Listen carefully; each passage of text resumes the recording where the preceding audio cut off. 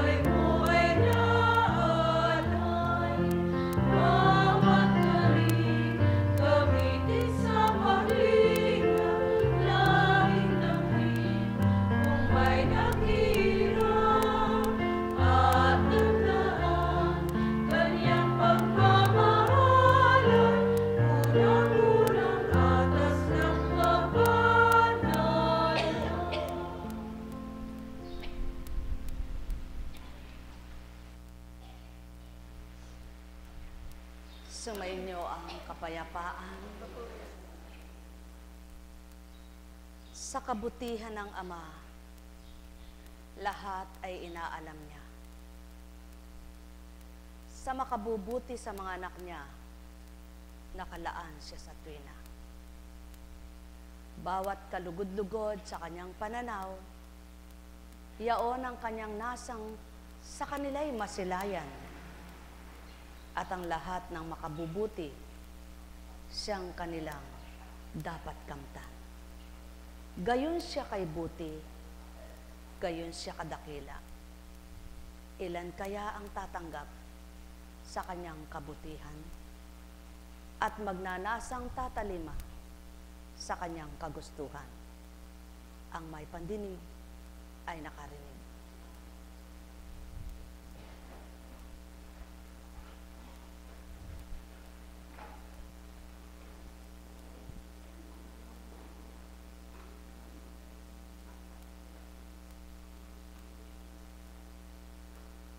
Tahanan mang pangbuong panahon natitirhan, ang matalinong nilalang, nais niya'y matibay. At hanggang may kakayahan siya, lahat ng kanyang kaya'y ibibigay niya. Ano pa kaya ang Ama na sadyang may kakayahan at ang nais niya'y maging matibay lahat ang kanyang mga mana. Ayaw niyang may marupok na isang anak siya. Ayaw niyang mayroong lalampa-lampa. Lahat ng kanyang mga anak ang nais niya'y maging matibay, matatag, matapang. Matatag sa paninindigan sa buhay, matibay sa pananampalataya, matapang makibaka sa katotohanan. Subalit, hindi baling duwag ka na makipag-away. Masabi kang ika'y lampa at walang laban. Ngunit kung sa kabutihan naman, ang iyong ginagampanan at Ama ang nalulugod sa iyo ng tuwiran, hindi bali nang hamakin ka ng sinuman. Sapagkat siya'y kabanalan at puspos ng katotohanan. Kaya't ang lahat ng kanyang layunin ay walang kasamaan. Kaya't ang sino mang sa kanya'y sumunod na lubusan, may tutuwid ang buhay. Ang may pandinig ay nakarinig. Sumainyo ang kapayapaan, mga minamahal. Ang katawan ay sumusuko rin, gaano man ito kalakas, gaano man ito katibay, gaano man ito kaganda, gaano man ito kasariwa, dumarating din yaong kanyang wakas. Wakas ng kagandahan, kukulubot din ang balat. Puputi ang buhok, mababago ang aura. Ngunit mababakas pa rin sa isang maganda ang tunay na kagandahan kapag siya'y magandang natural. Ngunit ang artificial, mababatid mo rin sa kaluwatan, gaano man kay ganda ng pagbabalangkas ng artificial na ginawa sa kanya. Sa marunong kumilala, sa marunong makakita ng maganda, palahanga sila. Ngunit, sa panlabas na anyo lamang. Ngunit ang tunay na ama, panlabas at panloob, nais niyang hangaan ang mga anak niya. Sapagkat ayaw niyang panlabas na kaanyuan lamang ang inaayos nila, ang gusto niya ay hanggang kaloob-looban maisaayos niya, sapagkat siya ang tunay na pagmumulan ng kalinisan at kagandahan ng loob ng sinuman. Mga minamahal, ikaw ba'y anak ng Ama at nakakilala na sa Kanya? Minithi mo bang ganap pa siyang kilalanin at makilala pa? Ang wika niya, masarap mabuhay kung ako'y makakamtan. Sapagkat siya ang kaaliwan, siya ang buhay. Mga minamahal, inyong pakinggan mula kay Lucas. Huwag kayong humatol at hindi kayo hahatulan ng Diyos. Ang wika niya sa unay, maging mahabagin kayo gaya ng inyong ama. Paano kaya ito mangyayari? Kaya ba itong pigilin ng tao sa bilang pagkataong damdamin at pag-iisip? Madaling sabihin, ngunit mahirap gawin.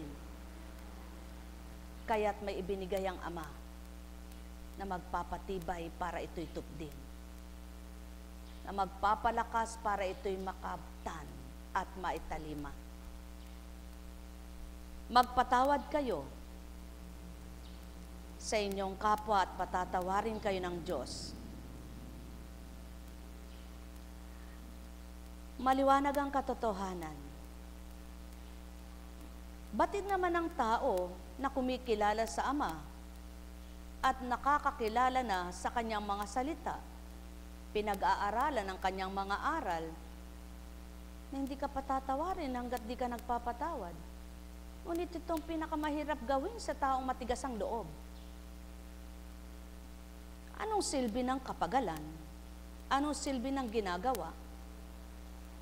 Kung yaong kasimple-simpleng magawa ng Ama, hindi mo magawa dahil wala ka sa pagkaharin niya. At yaon ang patotoo kapag napagharian ng kalooban ng tao, napakagaan niyang magagawa ang napakahirap para sa kanya. Sapagkat hindi ikaw ang tutupad niyan, ang Amang tinanggap mo upang mapaghari ang lubos ka. Kaya't ang sabi niya, huwag kayong magparusa at hindi kayo parurusahan ng Diyos. Kung minsan hindi alam ng tao, nagpaparusa siya sa kapwa-tao niya. Ngunit hindi niya maamin, hindi niya makilala yung kamalian niyang ginagawa. Sinaktan mo ako, sasaktan din kita. Siniraan mo ako, sisiraan din kita. Nasaan yung pagbabago? Nasaan ang kaibahan? Ibaga't maliwanag ang tinuran, ang kumikilala sa Ama'y tinanggap siya. Kung magkagayon na tinanggap siya, naiiba na siya at iniba na siya. Ngunit kung walang naiiba, paano ang pagbabago at nabago? Kaya't ang wika ng Ama, magbigay kayo at bibigyan kayo ng Diyos, hustong takas, siksik-liglig at umaapaw pa ang ibibigay sa inyo. Maraming dahilan ng tao, anong ibibigay ko kung ako nga'y kulang pa? Ang isusubo ko ba'y ibibigay ko pa sa Kanya? Para bagang ginagawang walang isip ang Ama. Para bagang pinangungunahan pa siya. Yaon ang mga mahihina ang pangunawa at walang pangunawa. Sapagkat kailanman ay hindi sasabihin sa iyo ng Ama ang alam niyang hindi mo kaya. Ay gawin mo ito, gawin mo yan. Hindi ka pa susunurin sa alam niyang hindi mo kakayanin. Ngunit alam niyang kaya mo yan kapag siya'y nasa sa iyo. Kaya't maliwanag niyang masasabi,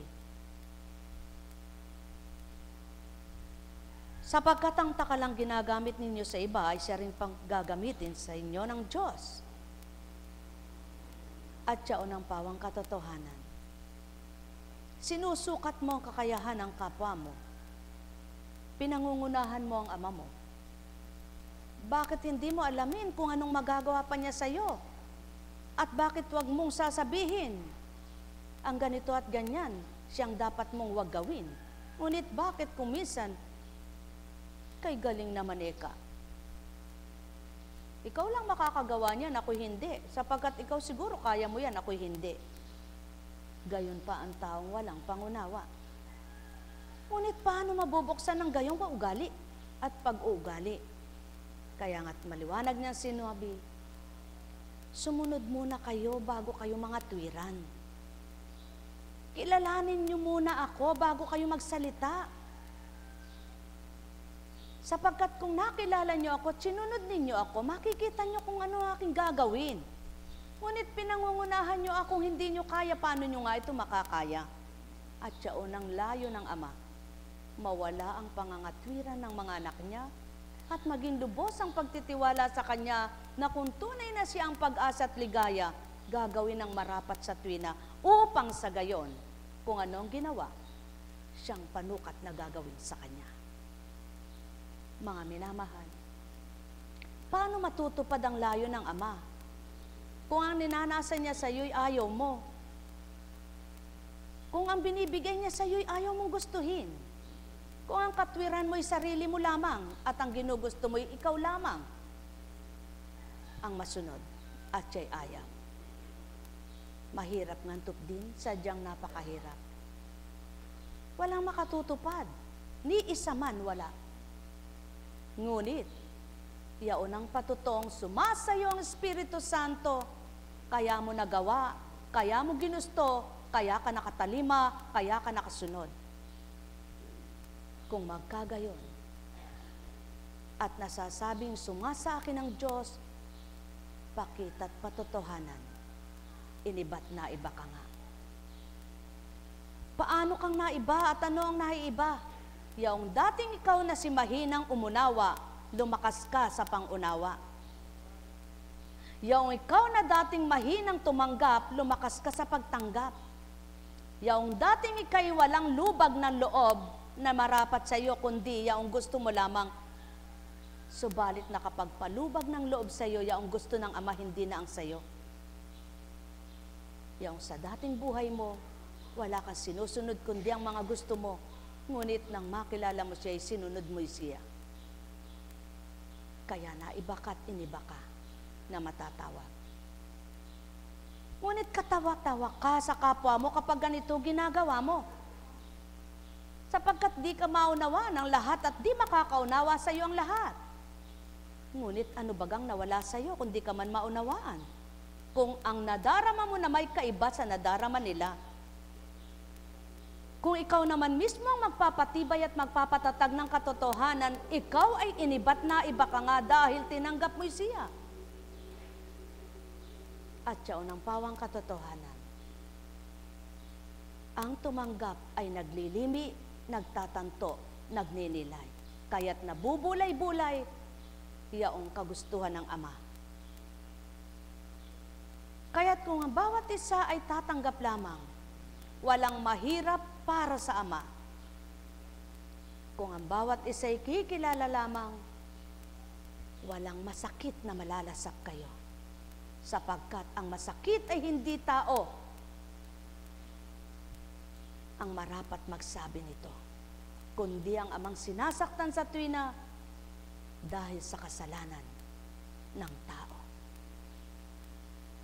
Mga minamahal, kaya't maliwanag ang tanong. Tinanong sila ni Jesus ng patalinghaga, maari bang maging taga-akay ng bulag ang isa ring bulag? Kapwa sila mahuhulog sa hukay kapag ginawa ang gayon. Walang alagad na higit sa kanyang guro, ngunit kapag lubusang naturuan, siya'y magiging katulad ng kanyang guro. Sapagkat kung anong natutunan niya at isa sa buhay niya, gayon din ang gagawin niya. Kung papaanong natutunan niya ang pagkakawang-gawang mabuti ay mabuti nga pala. Kung papaanong magmahal ng tapat ay mabuti nga pala. Kung papaanong pagsisisi dapat nga pala. Kung papaanong pagkilalay na mararapat nga pala ay ginagawang tuwiran. Ibaga't makakatulad din siya sa kanyang nagtuturo. At maliwanag ang katotohanan. Kailanman ay hindi magiging taga-akay ang isang bulag. Sapagkat, hindi mo maituturo kung may lumbak o may tinik. Kaya't kung ang taga-akay mo'y bulag, parehas kayong malulumbak. Kaya't ang nais ng Ama, magising ang lahat sa katotohanan. Mamulat ang mata at magliwanag ang kaisipan upang makatupad sa kanyang layunin at kagustuhan, hindi lamang sa layunin pangkatauhan at pangsanlibutan. Kaya't inibang isipan. Ang dating si Maguloy naging payapa. Ang dating walang kagahari ko'y pakikita ko. Kaya't yaon ang patutoong napaghaharian ng tao, may naiiba't pinag-iiba niya. Sapagkat hindi maaring masuri kung walang nababago, at ang